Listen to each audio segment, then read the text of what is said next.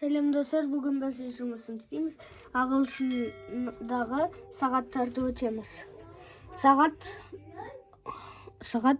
4 болды. It's 4 o'clock.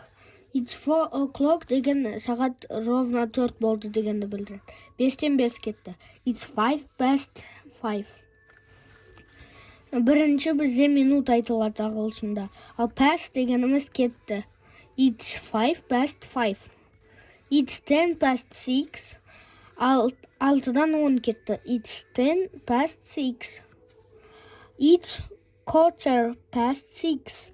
Quarter дегеніміз бір четверть.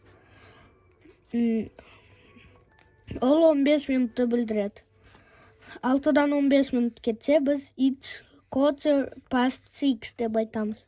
Ал half дегеніміз қалды. Ой, жоқ.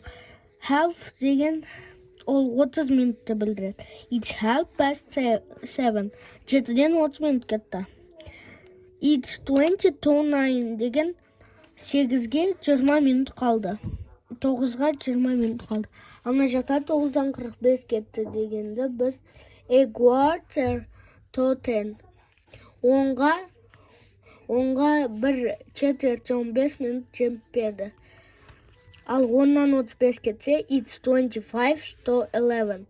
11-ге 25 минут қалды. Бүгінгі сабағымыз аяқталды. Каналға тіркеліп қойыңыздар. Сау болыңыздар.